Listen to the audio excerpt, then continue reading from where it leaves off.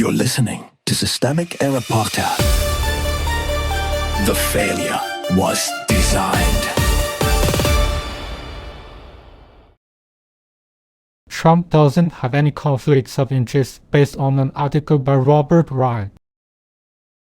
The presidency as a personal balance sheet. The office was the engine. Tuesday's disclosure is not a trivial account about a rich man getting richer. It is evidence that the presidency in itself has become a revenue stream. Trump reported more than $1.4 billion from crypto alone last year and at least $2.2 billion across his holdings. The scale matters because the money did not come from some separate life outside power. It came while he was in office, using the office and trading on the authority of the office. Paul Trump. The institutional power in this story is not diffuse and not ambiguous. Trump controls the executive branch, names the regulators, shapes the policy environment, and sets the terms of public permission. He's installed friendly regulators over digital assets and pushed legislation that will loosen disclosure rules. That is not a market responding to a politician. That is a politician arranging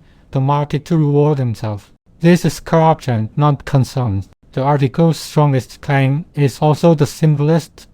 These are real conflicts of interest, not hypothetical ones. Trump's family-backed crypto ventures were built while he was running and then governing. His investment accounts made more than 20,000 trades, including 327 stock purchases the day before he announced a 90-day tariff pause that sent the S&P soaring. The timing is the story. If public announcements can move markets and his accounts are positioned to benefit, then public power is being converted into private gain. The foreign money is the point. The Persian Gulf paid around $300 million to Trump's businesses last year, and he traveled on the $400 million jet gifted by the Qatari royal family. The article says presumably because the exact bargain is not proven here, but the political structure is obvious. Enough foreign governments do not spend this kind of money because they admire civic virtue.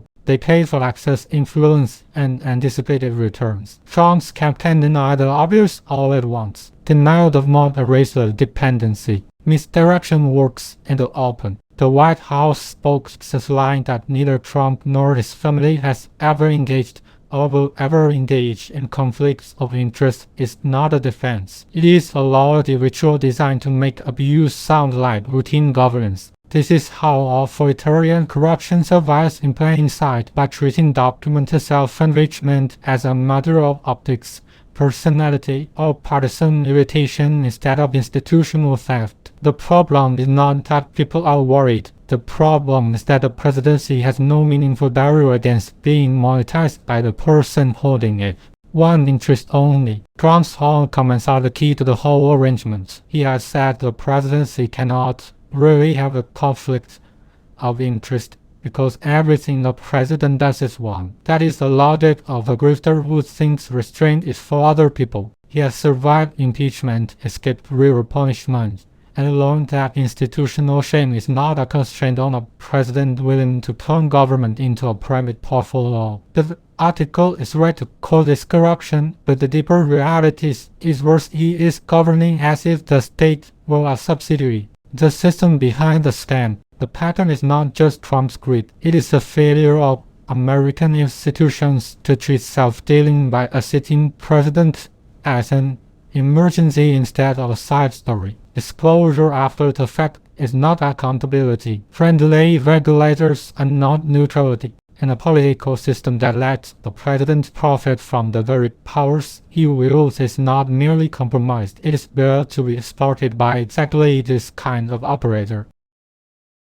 You've been listening to Systemic Error. Thanks to Alternate for today's article. With the automated voice of Diana, thanks for listening.